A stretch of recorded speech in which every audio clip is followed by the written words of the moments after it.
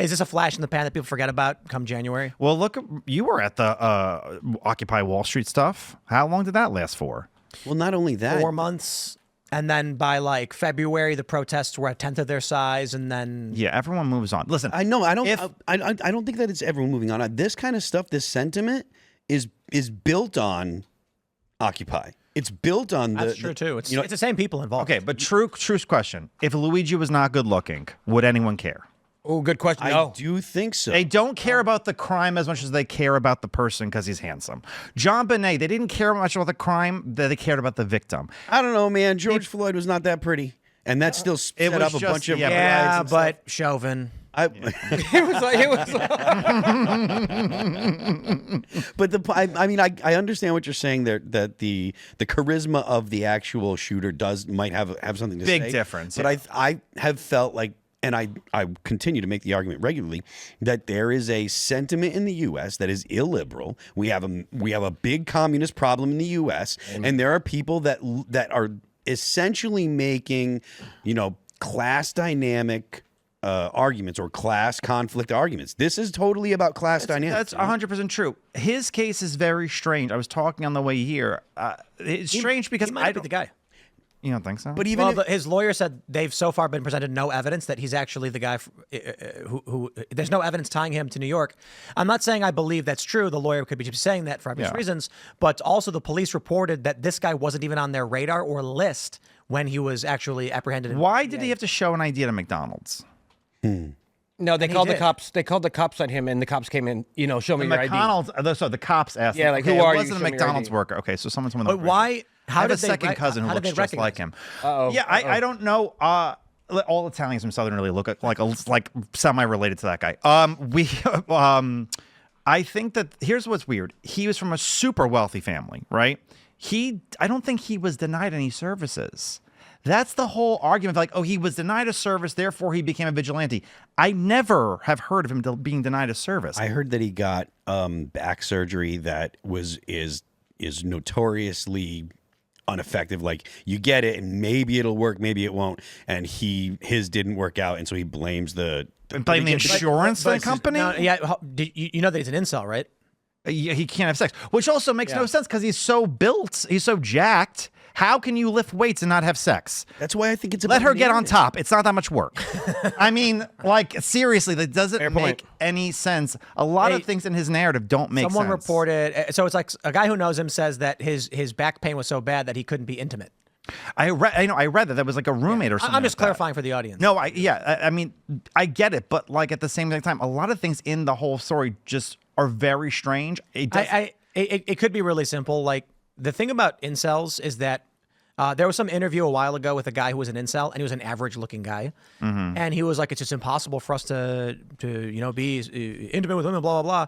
And the response from most people in the comments was like, "What are you talking about? It's like a normal guy." The issue is social and in his mind. It's possible he's ripped, but still completely incapable of talking to women. Listen, possibly he's very handsome. He went to an Ivy League school, rich family. I'm Dumb as a box of rocks, though. Possibly. Did you read his manifesto? I mean, there was a lot of spelling That dude errors. is dumb. Yeah. A lot of spelling errors. Well, I mean, there was a lot of spelling errors. And I also read some of his book reviews. I also saw his Spotify playlist. That was strange as shit. It was like Charlie XCX, Taylor Swift, and Lana Del Rey. Who kills someone after listening to Taylor Swift? I mean, yes, but no, not out of aggression or you're listening to Taylor Swift. It's like you're, energized by a Taylor Swift song. To Tim's point, though, and actually this is something that Matty Iglesias tweeted yesterday, there were big dumb things in his manifesto. So he's talking about the market cap list, which is totally wrong. He ignores the role of homicide, suicide, drug overdose, and car wrecks in life expectancy. Obesity. So he's saying that life expectancy is something that the health insurance agent company or health insurance industry should have an effect on, and that's totally misaligned. Overstating the role of insurer profit in the U.S. to health spending. And then Ro Khanna repeated all the bad facts about how much. Yeah, I mean, he's in Congress talking about. So the guy was an idiot. Yeah, no, there was a lot of things completely and totally wrong. Also, life expectancy is back up again, and obesity is down. Health-wise, under Biden's presidency, actually things have started getting a little better. But Not to his credit, it just so happened. And not to him. Not to him. No. Oh, sorry, Joe. But yes, I don't think that he was a philosopher king. Also, wait, he has such bad back problems. He's being shoved by the cops and fighting against them. You can't have sex, but you can go with your arms tied behind your back and start shoving at cops. The incel thing may have been just to deride him. I don't think that that's real. I'm sorry. I just don't believe it. And the being rich and wealthy makes no sense. In the aspect of the BLM, a lot of folks, it's people in New York who were caught throwing Molotov cocktails at the cops. rich. Yeah. Yeah. So being wealth doesn't play an aspect. No, I didn't say wealth to no. being a socialist. You said it doesn't make sense. No, it doesn't make sense that you couldn't have sex and be wealthy. That's easy to buy. I mean, if you're that Oh, yeah, wealthy. well. But no, the thing, no, most like radicals usually do tend to come from higher income families. The poor are not the ones. Well, after your 12-hour Too busy shift, working. Yeah. you Ain't after your got time. 12-hour shift at Walmart, you're not going like, you know what I need to do right now? Get a Molotov cocktail. You're kind of exhausted. But most of these people are from wealthy people. I believe the radicalization going to happen. I believe that he could have printed a ghost gun. He was such a smart engineer, and maybe his political takes were all bullshit. But this was there's a lot of things that were very, very strange about the case. I want to ask. I agree that it's strange. Yeah. I just want to ask about the silencer, right? Wasn't there silencer in the video? So we didn't find that. I haven't seen any reports that they found a silencer as well. They found a gun. Or no? The Photos I seen was just a gun in a magazine. Didn't they say that they had the silencer? Not that I've read yet. Can I just I tried bring to look it up a one- little bit, but I haven't seen it. One other thing, be we wrong, know of course. more about him than the Trump shooter, the Las Vegas shooter, almost every other shooter. And I think it's because partially people are interested in him because he's good looking.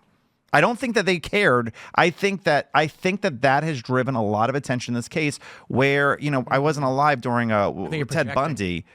No, I think that's well, listen, I look like a fat Jew, so it doesn't matter to me. But I think that this is probably what is projected a lot of interest in this case. I don't really think there's going to be like a bunch of vigilantes now being like, you know what, I'm going to do the next Luigi. I don't know. I mean, I don't know for sure. I don't know. I think that I probably agree with you. There's not going to be a bunch of vigilantes, but I do still stand by the argument that there is a significant upswing, and there has been for the past 10 or so years, maybe longer, of essentially Marxist power dynamics that people believe. If you are an oppressed person, or if you can style yourself oppressed, and we see it with the way that people have been lying about being minorities or whatever. They lie about I'm some oppressed group because that is social currency now. If you are oppressed, then you are Or it's not even if you currency. are oppressed, if you're fighting for the oppressed. Yeah, that's true, Which is too.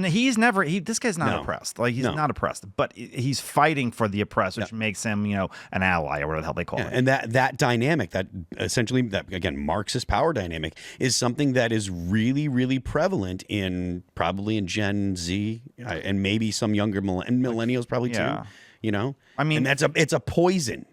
Yeah, and I think a lot of it lives on the internet where the people's brains go to to fry. I think there is like mental illness is like really being driven on the internet big time. I was talking to a buddy of mine who was recently in New York, and he was concerned that the people who follow, like the liberal center of New York, would have a negative reaction to his presence because of his online persona, and he found completely none of it. And people were happy to meet him, and they were fans. And I was just like, there's two things to understand. The internet is not real life, but the internet deeply influences the institutions of real life, like how ads are bought and what people are willing to say or not to say. So what I find is 99.9% of the people I meet are going to be fans. They're going to agree largely on most of these issues. They're going to say abortion to the point of birth. That's crazy. But maybe they're more moderate on abortion issues. But then the problem is with the internet and with wokeness, up until obviously the sweep this November, advertisers and individuals are scared to speak out against what they perceive to be the dominant culture. Right. Thanks for checking out this clip from Timcast IRL. Make sure to watch the show live Monday through Friday at 8 p.m. Subscribe to this channel, and we will see you all there.